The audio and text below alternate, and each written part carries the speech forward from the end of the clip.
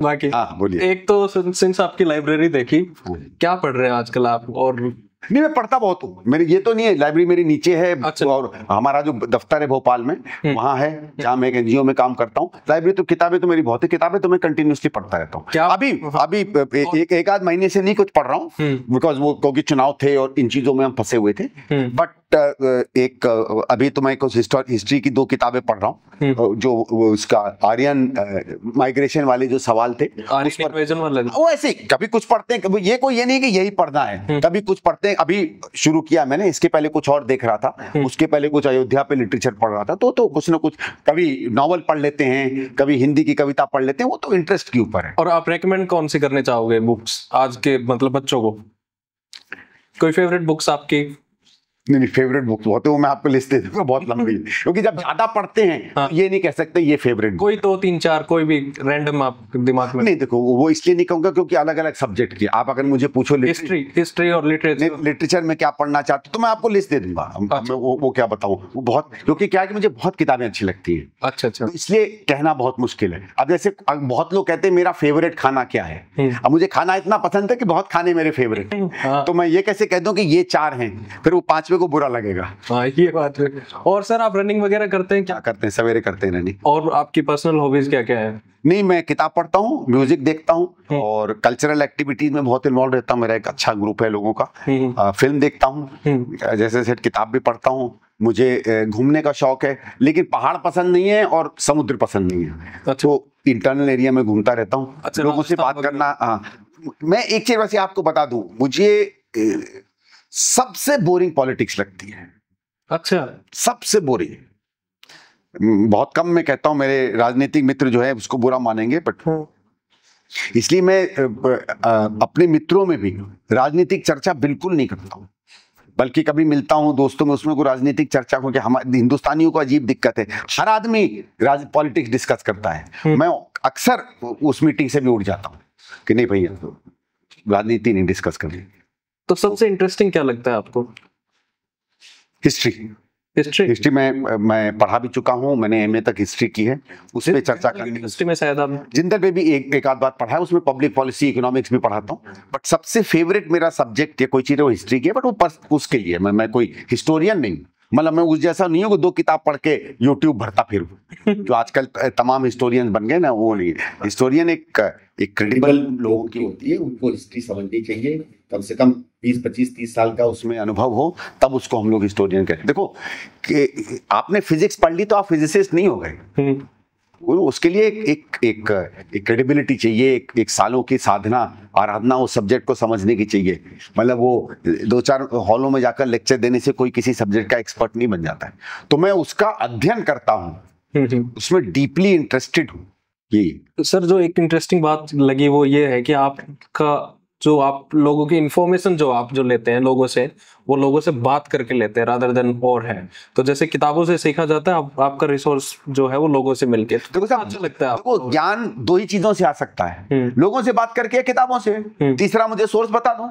तो आप ट्रैवल भी बहुत करते होंगे? ट्रैवल बहुत करता हूँ मैं, अभी नहीं किया था, अभी तो मैं क्योंकि ये टिकट की जद्दोजहद में था, लेकिन इसमें भी, लेकिन उसमें मैं उनसे नहीं मिलता हूँ जो किसी चीज की पार्टी है। जैसे मैं एक पॉलिटिकल फीडबैक कभी नेताओं से नहीं लेता। अच्छा। वर्करों से भी नहीं लेता, सामान्य जन से।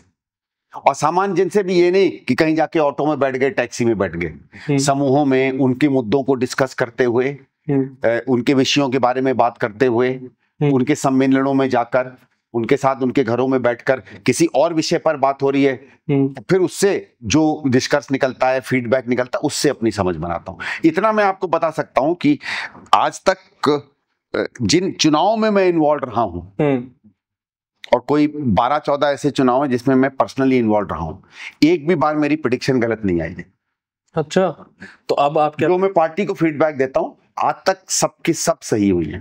मार्ज को मैं रेंज नहीं बता सकता, मैं इतना बड़ा कोई एक्सपर्ट नहीं हूं कि ये कहूं कि भाई 145 आएंगी या 146 आएंगी, लेकिन हम अच्छी तरह से हार रहे हैं, मार्जिनल हार रहे हैं, मार्जिनल जीत रहे हैं, बहुत अच्छी तरह से जीत रहे हैं। इतना जो मैंने फाइनल अपनी अप्रूवल्स दिए थे, जैसे मैं आपको बताता हूं, दिल्ली में जब दिल्ली की पोलिंग हो गई तो पार्लियामेंट में मैं जा रहा था, तो सोनिया जी ने मुझसे पूछा दिल्ली कैसी रही, तो मुझे अभी भी याद है, मैंने कहा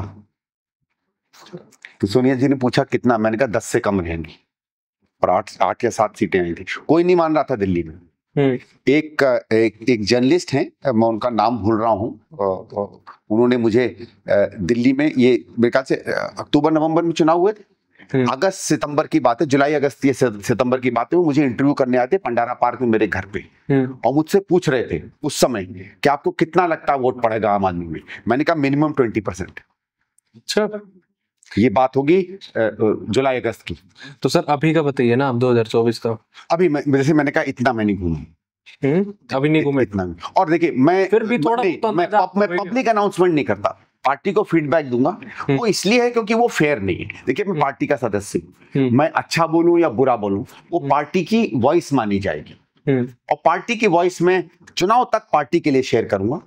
पार्टी के बाद आप समझो मैंने सही कहा गलत कहा वो आपके ऊपर है, उसके बाद सिंस आपने कहा कि पॉलिटिक्स आपको बोरिंग लगती है, तो हाँ मतलब और चीजें ज्यादा इंटरेस्टिंग लगती है, और ज्यादा इंटरेस्टिंग लगती है, तो आपको क्या घर में थोपा गया था आपके ऊपर पॉलिटिक्स? नहीं, आप डिफाइनिंग मोमेंट कौन सा था? नहीं देखो, मेरे लिए डिफाइनिंग मोमेंट था गुजरात के दंगे 2002 के।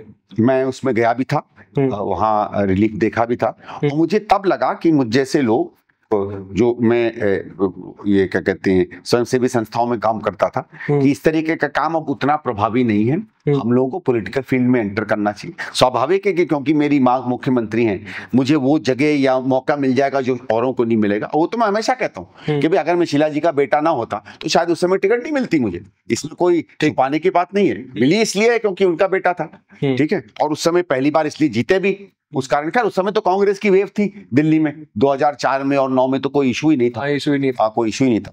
लेकिन वो मेरे लिए एक तरीके से एक बड़ा जरूरी मोमेंट रहा, ठीक है। अब वो तो है ही भाई, राजनीतिक परिवार से रहे हैं, दादाजी भी रहे हैं, माताजी भी रही हैं, तो उसमें रुचि तो है, बोरिंग चीज में भी रुचि तो होती है। हाँ मतलब वो परिवेश, परिवेश में तो वो है भाई। घर में पिताजी हॉकी खेलते तो आप भी, अब जैसे मेरे फादर बहुत अच्छे स्पोर्ट्समैन थे, तो स्पोर्ट्स के प्रति हमेशा एक लगाव रहा। मेरे माँ बाप को इंडियन क्लासिकल म्यूजिक बहुत पसंद था, तो मैं, मेरी बहन, हम लोगों को क्लासिकल म्यूजिक के प्रति आकर्षण हुआ। आज मोना भी आई, माय वाइफ, उनको भी क्लासिकल म्यूजिक के प्रति बहुत आकर्षण है, क्लासिकल डांस, फोक, इसके प्रति मेरी बेटी को भी। तो वो परिवार का एक वो तो बन ही जाता है ना, हाँ, एक एटमॉस्फेयर बन जाता है। अच्छा, आखिरी क्वेश्चन, आम कैसे खाते हैं आप? वो हो गया ना ना ना ना, वो एक इंटरव्यू में पूछ लिया था, ये चीटिंग वाला सवाल है। बार बार नहीं जी। ओके सर, ठीक है, thank you so much ji.